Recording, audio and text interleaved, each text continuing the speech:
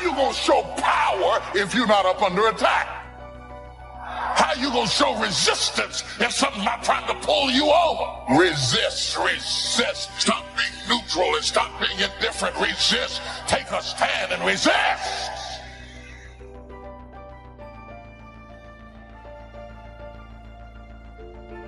You know, courage mounts up, and then sometimes we have the doubts that creep in, and we reach a little deeper to find that courage that overcomes our doubts and our fears. Courage to do what you didn't think you could do. The courage to step into territory that might be a little unfamiliar. The courage to talk to somebody you don't know. Courage to stand up when it's sort of dark in your corner. The courage to do it when it isn't going your way, seemingly. Be strong and very courageous. Be strong and very courageous. Be strong and be of good courage. Be strong and possess the land. Don't wait anymore. Don't think anymore. Don't plan anymore. Don't contemplate anymore. Don't make any more excuses or justifications. Don't rationalize anything else. No and no. Instead, be aggressive. Take action now. And what is the first action that you need to take? Take the step. Step aggressively towards your fear. And that step towards your fear is the step into bravery. Because we're scared of what we don't know. And there is only one way to learn and to know, and that is to confront that fear. You have to step, you have to go. And this simple action, this simple attitude, it answers so many questions. How do you change your diet? You step, you go. You step, you go. How do you overcome fear of failure or fear of success or fear of fear itself? You step. Face everything and rise. That's what a few people will do. The ones who will face everything and run, they've already gone to look at television and constant negative news and other drama stuff and go to bed fearful tonight. They won't even get a good night's sleep. This is for people that are positive, that are motivated, and that are hungry. I can't say this enough. Work on your mind. Listen to things that empower you, that builds your spirit, that's got your name on it. Listen, why? Because faith comes by hearing and hearing and hearing. Oh, I heard it before. No, listen until you're producing the results. If you're not producing the results, you haven't heard it enough. You got to listen till it goes past the conscious mind to the subconscious mind. So you need a coach, somebody that can see what you can't see. We all have doubts that attack us. We all have small fears that creep in. That is the nature of life. But that's what faith is all about. That's what courage is all about. To serve us when our doubts will not serve us well. Faith to overcome fear and courage to overcome our doubts. That, of course, is the very essence of life itself. Because we all have this warfare going on. In our own body, the warfare between health and illness. The struggle is on. The struggle between light and darkness, the struggle between good and evil. We must drive the dark side of our nature into a small corner and let the positive side flourish. So self-control is certainly necessary to be a strong leader, so that you can become the best example of choosing wise words and not being careless, that kind of control. You work on your mindset. You read 30 to 40 pages of something positive every day. You can't help but change. I'm an assassin. I'll kill every negative, mediocre cell in your body. You were born for greatness, not to be a victim. No, life happens to everybody. Everybody. And no one escapes it. It's called unavoidable suffering. Life is difficult. So work on your mind. I work on my mind every day. Every day I work on it. There's a calling on your life. And you're greater than your circumstances. You're greater than anything that has ever happened to you. Indecision is the thief of opportunity. If you don't decide what you're going to do today, the day could get away and you're not very effective. Don't start the day until you have it finished. Is it possible to finish the day before you start it? And the answer is yes. If you don't finish it, the day escapes. And in the morning you say, let's see, what should I do now? In the afternoon you say, hey, time's getting away from me, what should I do now? And now most of the day is lost. Most of the day escapes not being utilized simply because you didn't make those decisions early, at the early part of the day. The decisions we make in the early part of our life sometimes last for a lifetime. If you neglect them and don't make them, sure enough, the time passes. And the opportunity sometimes is diminished, and sometimes you spend a lot of time now catching up simply because you didn't make those early decisions. So it's the decisions at the first of the day, it's the decisions at the early part of the month, it's the decisions at the early part of the year that greatly determines what kind of year you're going to have. The decisions you make at the first chance you see opportunity, those decisions. Then we need decisions to correct poor decisions, to overcome our mistakes. It's possible, of course, for all of us to make unwise decisions. At the end of a few years, we say, that decision cost me too much. Cost me a lot of time, cost me a lot of money. But as long as you're alive, there's still a chance to use new decision power to correct the mistakes of decisions that were bad in the past. All of us have the opportunity to do that, but I think Napoleon was right here too. You've got to be definite in making decisions so that the opportunity doesn't pass you by. Take advantage. The people that do that, the people that go against the grain, the people who ignore the naysayers, the haters, the people who turn a deaf ear to people telling them what they can't do. Do what you can do. Give it everything that you have. What are you hungry for? Because when we come out of this, our lives will never be the same again. A lot of people are going to be left behind. A lot of people will be devastated. A lot of people will take themselves out. But a few people, those who are able to rise, a few people, the road to life is straight and narrow, but few there be that find it, because few there be that are hungry. You got to go all out. It takes everything in you. You got to feel that you were chosen for such a time as this. This is an appointment, a divine appointment for your dream. This could be the greatest time you ever live if you control what you focus on, if you find a more empowering meaning, and if you decide to model the actions of those who succeeded before you. It can be the best financial time, the best emotional time, the best spiritual time of your life, but you better take control of your state. And if you think you're going to do it just by today, you're wrong. You're going to need to get yourself some rituals. So you better do the right thing at the right time, and to do that, you better know what season you're in, and to do that, you better learn how to change your state, how to take control of your own conditioning. That's what I live for. A good leader has definite plans. Your plans to be financially secure. You got to have good plans. One more on plans, and that is the plan for your personal development.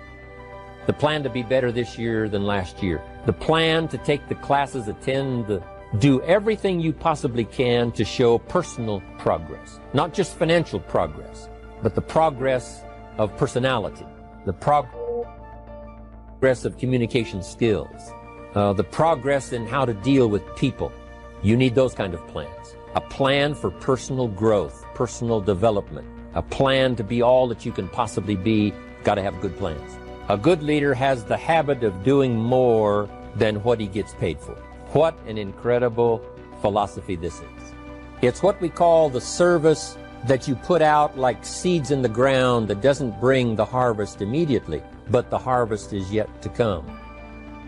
There's no secret to success. There's a system to success. The system works if you work it. If you don't work it, it won't work. But it works if you work it. And that's one four-letter word that most people don't like, that most people won't participate in their own rescue.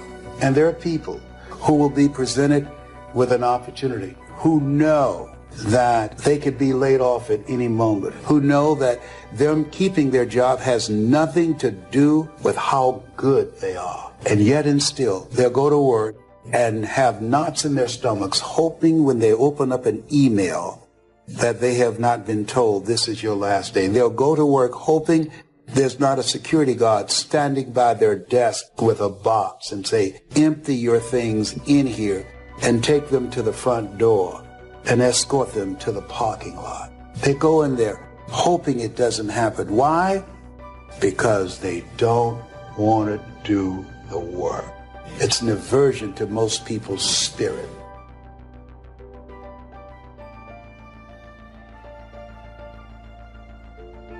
That once a person's mind is expanded with an idea, it can never be satisfied to going back to where it was. So some of you are going to experience a breakthrough. Some of you are going to go back and look at your dreams and brush them off. Whatever goal that you have in mind, I want that to be a goal that will challenge you, something that will make you stretch. What is it that you looked at some point in time and you decided that you couldn't do it, that you talk yourself out of it? Whatever it is, bring it back out there. How are you going to do it? That will come to you in due time. You've got to begin to take a look at your life and look at where are you right now? What are your strengths? What are your weaknesses? What gives your life a sense of fulfillment, a sense of joy? What is it that you could love doing 7 days a week? See, you don't get in life what you want, ladies and gentlemen. You get in life what you are, not what you want. See, the good news is that we can always become more by working to develop ourselves. Think about that.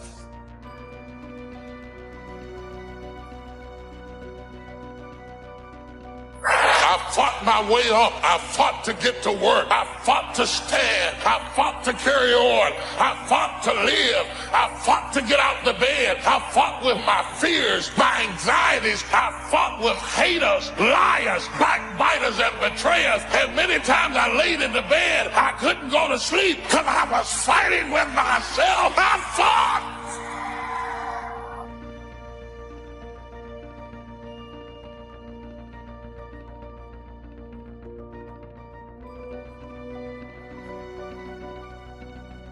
Some people get it the first time they hear it.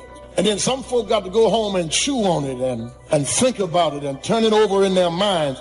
And sometimes it takes a year, 5 years, 8 years. You can't be impatient with the seed coming up because every seed does not come up at the same time. You have to be patient with the soil. You have to tend it. You have to take care of it. You have to make sure that when the seed is ready to be cast, that the soil is ready to receive it.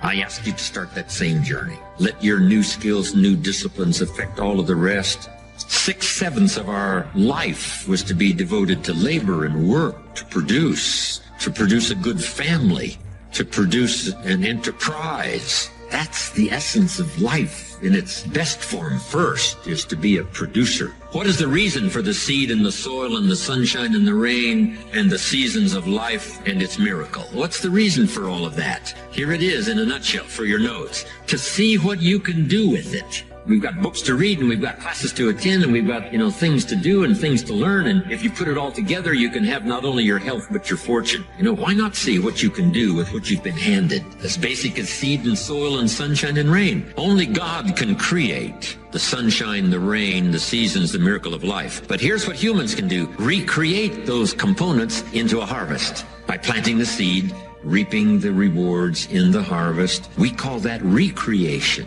To take your hours and your energy and your life and a bit of skill and actually recreate a career, a future, possibilities, fortune, recreate. I mean, really, how many years ago did you come up with what you could and couldn't do in your life? How many years ago? Most people, if they really look at how they're living their life today, it's based on a set of standards, a set of beliefs that they made choices about 10, 20, 30 or more years ago. I mean, very often we made decisions in our youth or very young about what to believe, about what we were capable of, about who we are as a person, and that becomes the glass ceiling, if you will, that controls us. I'll give you an example.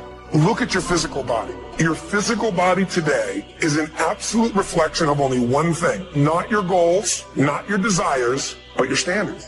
Again, the strongest force in the human personality is this need to stay consistent with how we define ourselves.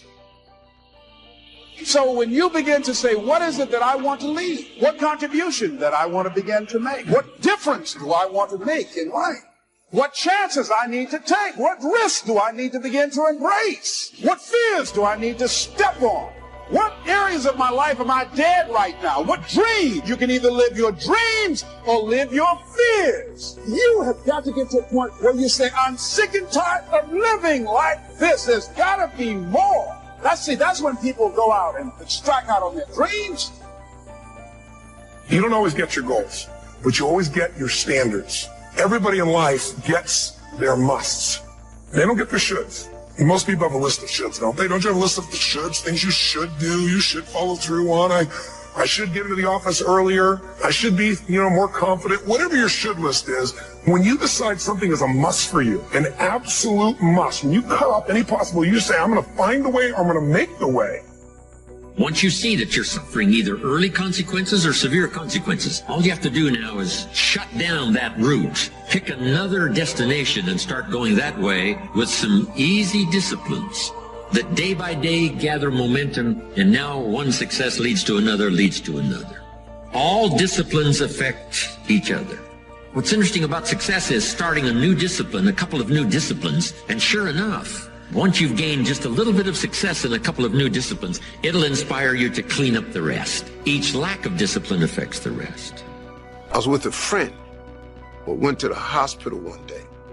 His grandmother was dying. He kept calling, my dear, I love you. And she said, I'm not gonna make it, but I called you down here because I want to ask you something.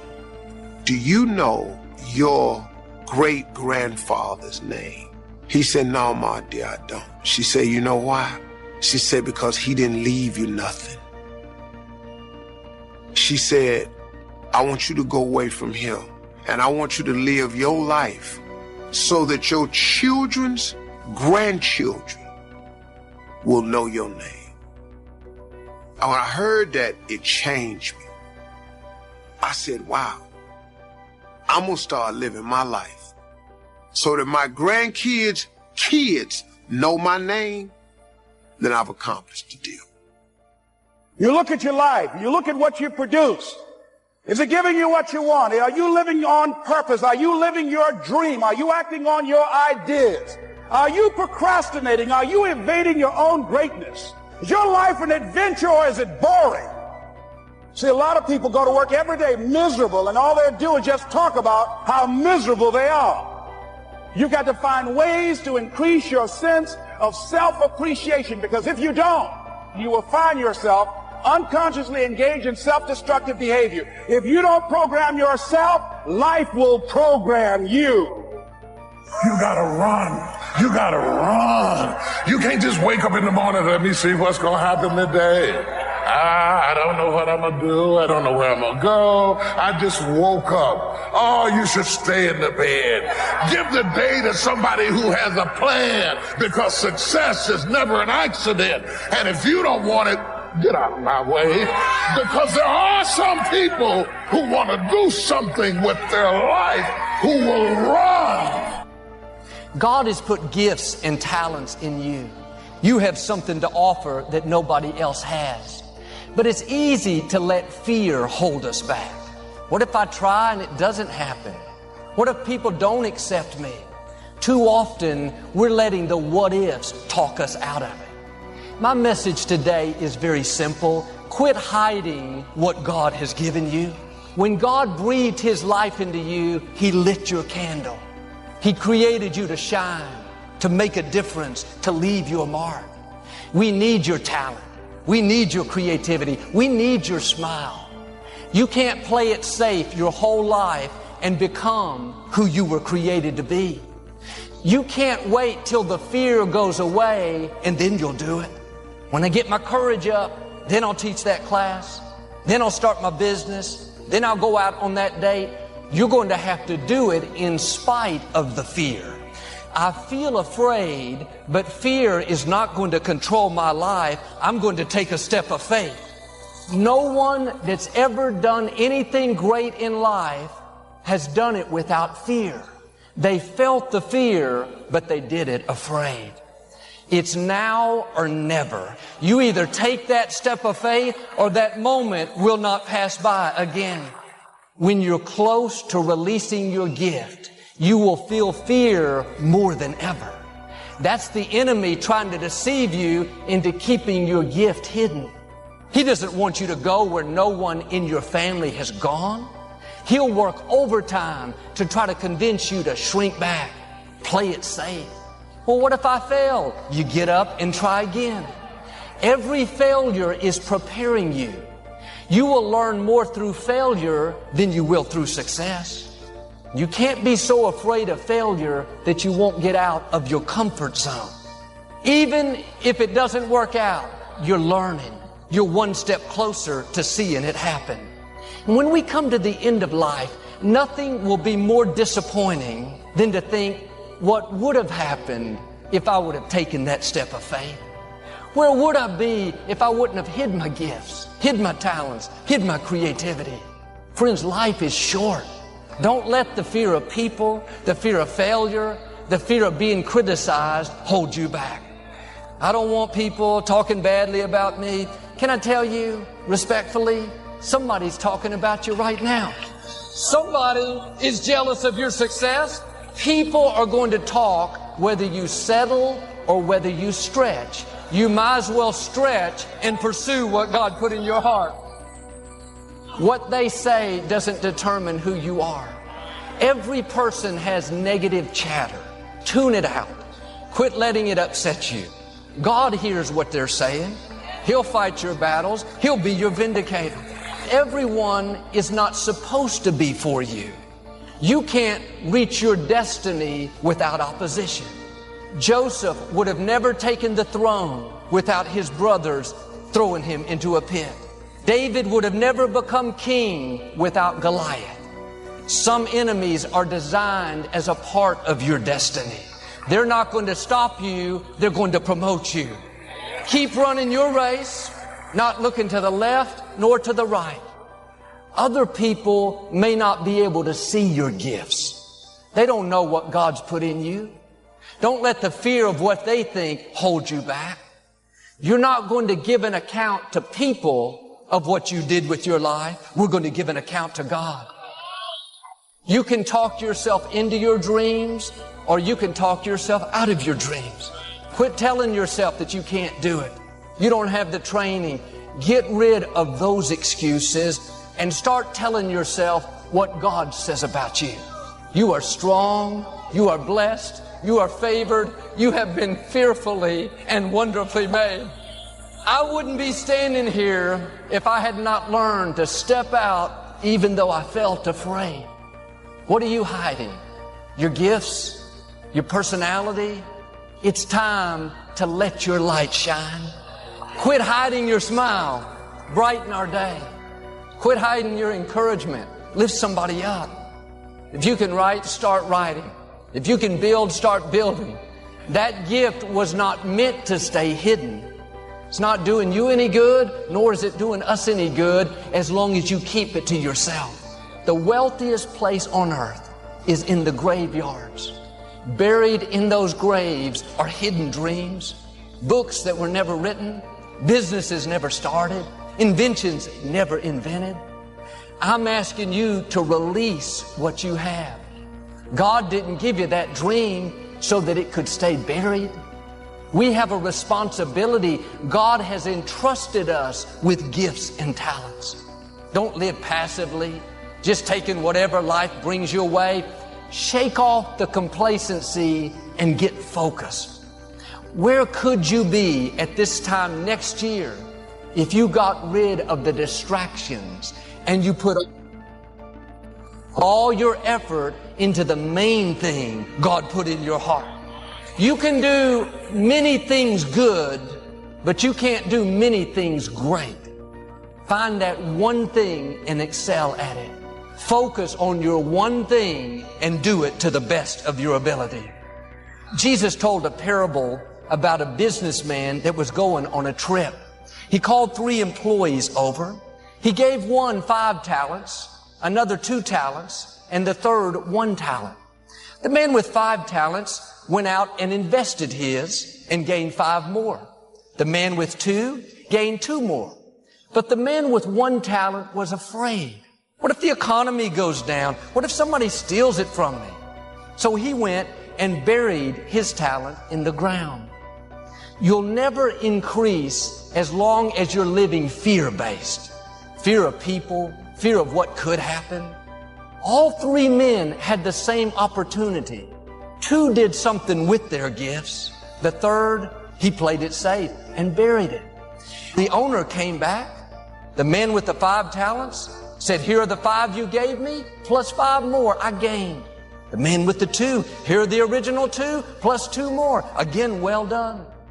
The third man came up and said, sir, I didn't want to lose what you gave me, so I hid my talent. Here's the 1 back that you gave me. The owner was expecting a profit. It wasn't acceptable to just give back what was given. He was expecting increase. He was angry. He took that talent and gave it to the man that had 5. It's interesting, the man didn't lie, he didn't cheat, he didn't kill somebody, he didn't have an affair. What did he do? He hid what God gave him. You and I have been given gifts. God has entrusted us with them. Like that owner, we're going to see him. He's going to ask, what did you do with the talents I gave you? God has given us all different abilities. We're not competing with each other. You don't have to keep up with your neighbor. What matters is, what are you doing with what you have? Have you buried it? Or are you living faith-based, growing, stretching, increasing, looking for opportunities, believing you have seeds of greatness?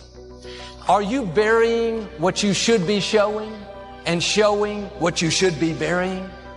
Why don't you start burying the insecurity, burying the doubt, burying what the critics have said, and start showing your talent? If you will bury the fear and show your faith, you'll see increase. You'll see new levels. So here's one of the key expressions of the evening. Take a new inventory of yourself. And make sure that all of your talent and ability and mentality and ingenuity and vitality and strong feelings, courage, make sure that all you've got's being used. Otherwise, you lose.